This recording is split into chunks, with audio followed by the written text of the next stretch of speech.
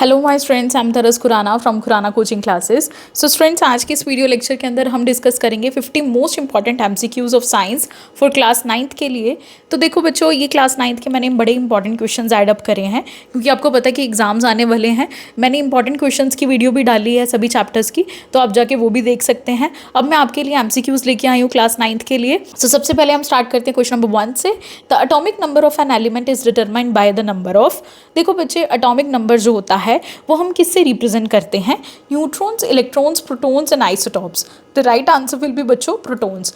आपको पता है कि अगर हम कोई भी एलिमेंट है, ठीक है, तो उसके Z से हम उसका एटॉमिक नंबर और A से हम उसका एटॉमिक मास, ठीक है, तो हम रिप्रेजेंट करते हैं। ये किसी भी एलिमेंट की रिप्रेजेंटेशन होती है। So suppose if you want to write about the carbon, ठीक है, तो कार्बन हमारा क्या हो गया? एक एलिमेंट हो गया, है ना, और उसका एटॉमिक नंबर क्या होता है बच्चों? 6, ठीक है, and its mass number is 12।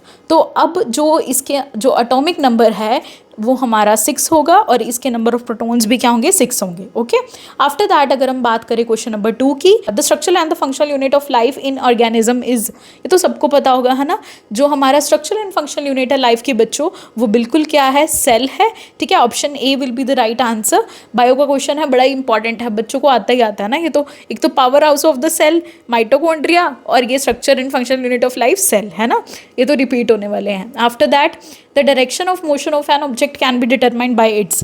तो जब भी हमें मोशन को रिप्रेजेंट करना है किसी के ऑब्जेक्ट को, तो हम किससे रिप्रेजेंट करते हैं बच्चों? Speed, velocity, acceleration and momentum. The right answer will be बच्चों वेलोसिटी, ठीक है। डायरेक्शन आ गया ना, अगर आपको डायरेक्शन ना होता तो फिर स्पीड होता है इसका आंसर। ओके, आफ्टर दैट अगर हम बात करें, the ability to do work is known as. तो एबिलिटी टू डू वर्क किसको बोलते हैं बच्चों? That is power, energy, force, momentum. The right answer will be बच्चों एनर्जी। ओके, आफ्टर दैट अगर हम बात करें question number 5, atoms are extremely small with particular size on the order of. देखो एटम्स ना बड़े ही स्मॉल होते हैं, आपको पता है ना, तो हम उसको किस में रिप्रेजेंट करते हैं बच्चों? Millimetre, centimetre, nanometre, metre. किससे रिप्रेजेंट करते हैं हम? Of course option C will be the right answer. Nanometre के अंदर एटम के साइज को रिप्रेजेंट करा जाता है। After that atoms exist as, 6th question, atoms exist as isotopes, ions, molecules, individual entities. देखो बच्चे मेरी बात सुनो, एटम्स जो होते हैं ये सभी बेसिस पे एग्जिस्ट करते हैं, बट अगर हमें बेसिकली पूछा गया है, क्योंकि आपको पता है आइसोटॉप्स, आयंस, मॉलिक्यूल्स ये एग्जिस्ट करते हैं ऑफ कोर्स एटम्स इसमें, but individual entities will be the right answer, क्योंकि ये अपनी इंडिविजुअल आइडेंटिटी बना के रखते हैं, इनकी इंडिविजुअल एग्जिस्टेंस होती है। Okay, after that question number 7, which structure act as a barrier between the cell interior and its surrounding. तो कौन सा स्ट्रक्चर ऐसा है जो एक बैरियर का काम करता है? बैरियर यानी कि एक रुकावट का काम करता है सेल के इंटीरियर और सराउंडिंग से। Now suppose this is a cell, है ना, तो ये सेल का इंटीरियर पार्ट है ना, और ये हमारा सराउंडिंग पार्ट है, बाहर वाला रीजन है। तो ये होती है हमारी बच्चों सेल मेम्ब्रेन, है ना। क्या है? ये हमारी सेल मेम्ब्रेन है बच्चों, जो कि इंटीरियर जो सेल का पोर्शन है उसको सराउंडिंग पार्ट से अलग कर रही है। The cell membrane will be the right answer. It is also known as a plasma membrane. Okay, after that अगर हम बात करें question number 8, which organelle is responsible for protein synthesis? Endoplasmic reticulum, Golgi apparatus, lysosomes और mitochondria. The right answer will be बच्चों endoplasmic reticulum. आपको पता है endoplasmic reticulum जो है वो 2 तरह का होता है, स्मूथ एंड रफ ईयर। तो जो स्मूथ ईयर होता है और रफ ईयर, इन दोनों का फंक्शन होता है कुछ ना कुछ सिंथेसाइज करने का। स्मूथ ईयर का फंक्शन होता है बच्चों लिपिड सिंथेसिस का, एंड आर ईयर का फंक्शन होता है प्रोटीन सिंथेसिस का, बिकॉज वहाँ पे क्या पड़े होते हैं? राइबोसोम्स। और आपको पता है राइबोसोम्स क्या है? हमारी प्रोटीन फैक्ट्री है। तो इसीलिए रफ एंडोप्लाज्मिक के ऊपर राइबोसोम्स होने के करके it is a site of protein synthesis. Okay, after that अगर हम बात करें क्वेश्चन नंबर 9 की, meristematic tissues are responsible for. Division का काम जो है वो मेरिस्टेमेटिक टिश्यूज करते हैं।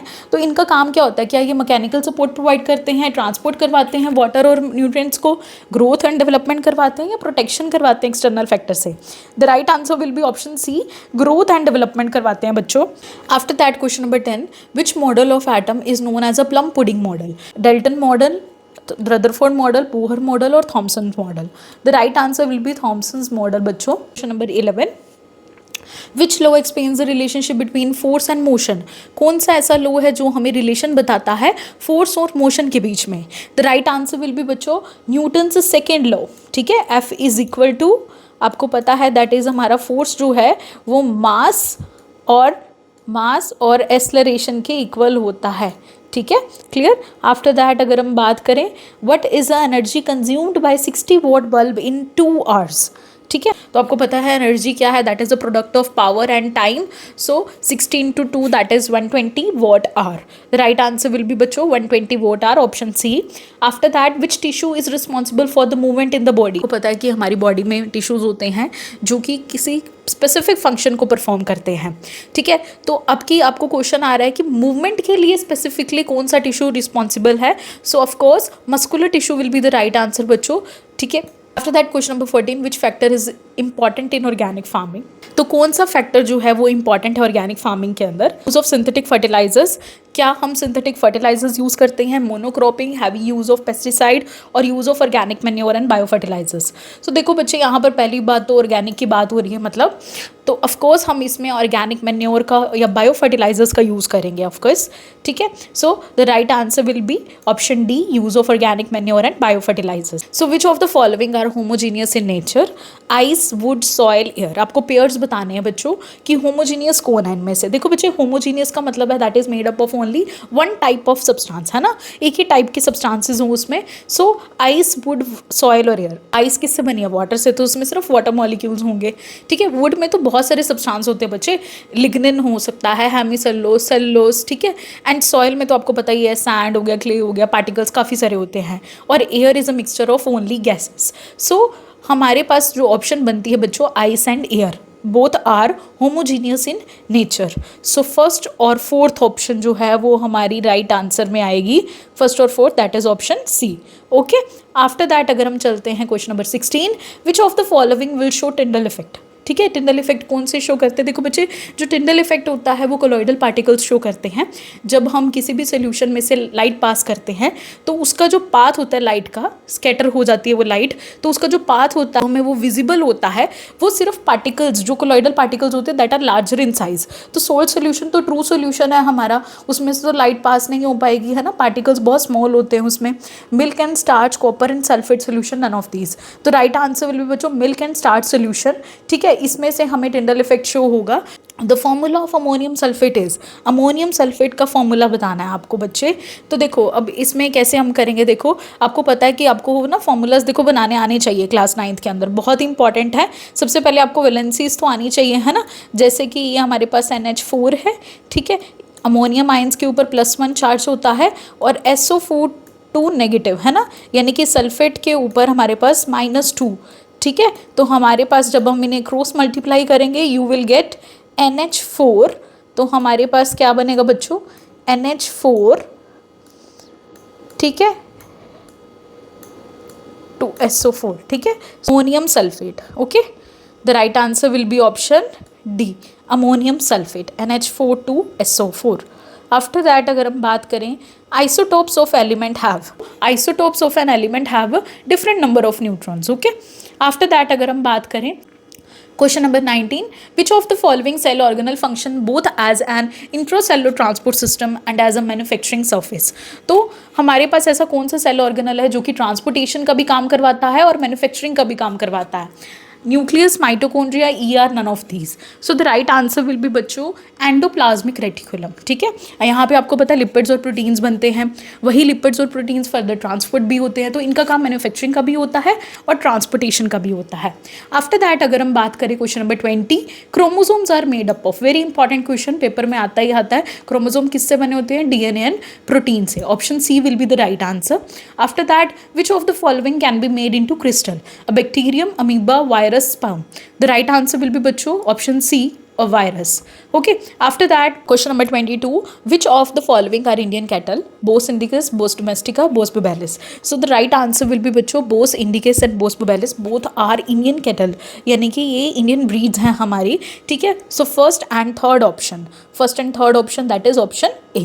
Okay, after that अगर हम बात करें, the hybrid breed of buffalo yielding maximum milk, तो हाइब्रिड ब्रीड कौन सी है जो कि हमें मैक्सिमम मिल्क देती है, that is Murrah. The right answer will be option B. After that which one of the following species of honey bee is an Italian species. देखो बच्चे, हनी के लिए एपिस लगता है, ठीक है, तो इसमें से कौन सी हमारे पास इटालियन स्पीशीज है, so Apis mellifera. All right, after that अगर हम बात करें question number 25, how many micronutrients are required by the plants. Plants जो हैं वो आपको पता है दो तरह के न्यूट्रिएंट्स हमें देखने को मिलते हैं, मैक्रो एंड माइक्रो। तो मैक्रो न्यूट्रिएंट्स जो कि ज़्यादा अमाउंट में चाहिए होते हैं प्लांट को, और माइक्रो बहुत ही कम अमाउंट में चाहिए होते हैं। सो कितने micro nutrients that are required by the plant? 6, 10, 8, 12। जल्दी से बताइए अपना answer. The right answer will be option C बच्चों, that is 8। Okay, after that अगर हम बात करें the mass of the earth is, तो हमारे अर्थ का मास क्या है बच्चों? 6 × 10⁻24 kg। ठीक है, माइनस नहीं आएगा, 6 × 10⁻24 kg। ओके, आफ्टर दैट अगर हम बात करें the value of acceleration due to gravity. So हमें देखो स्मॉल जी जो होता है हमारा, हमें उसकी वैल्यू बतानी है भी किस तरह से वेरी करती है। It is same at the equator on the poles, is least on the poles and it is least on the equator, increases from pole to equator. The right answer will be option C बच्चों, it is least on the equator. Poles पे maximum होती है और least होती है equator पे। After that the value of quantity G, that is capital G. अब ये यूनिवर्सल ग्रेविटेशनल कांस्टेंट है, वो एक्सेलरेशन ड्यू टू ग्रेविटी था, ध्यान रखना पेपर में ना इन दोनों का डिफरेंस आ सकता है, बहुत इंपॉर्टेंट है। Okay, the value of quantity G that is a capital G is the in the law of gravitation that depends on the mass पे डिपेंड करता है, रेडियस पे डिपेंड्स अपॉन बोथ मास या independent. The right answer will be बच्चों independent. ठीक है, option D will be the right answer. After that for hearing a distinct sound, अगर हमें कोई भी साउंड सुननी है, the time interval between the original sound and the reflected one. For hearing a distinct sound, the time interval between the original sound and the reflected one be at least 0.1 second. ठीक है, option B will be the right answer. After that the persistence of sound in an auditorium is a result of repeated reflection of sound and is called, the right answer will be option A, reverberation। ठीक है, बड़े important है reverberation और echo। Okay,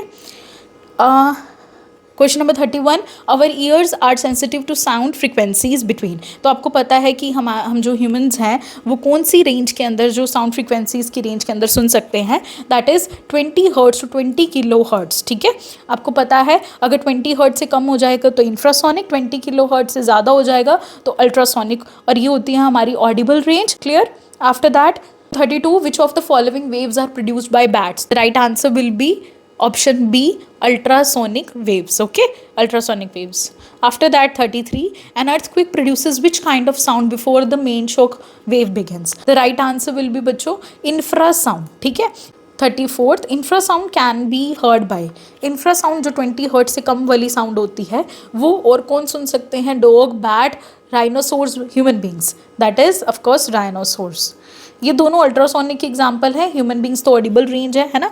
तो ऐसे ना कई बार क्या होता है कि अगर आपको आंसर नहीं भी पता होता ना बच्चे, go through all the options. ठीक है, आप सारी ऑप्शंस पे ध्यान दो, आपको आंसर अपने आप में 10 पता चल जाएगा। जैसे अभी यहाँ पे डॉग और बैट अभी हम पीछे पढ़ के आए हैं कि अल्ट्रासोनिक वेव्स होती हैं वहाँ पे, तो और ह्यूमन बींग्स तो ऑडिबल रेंज में सुनता है।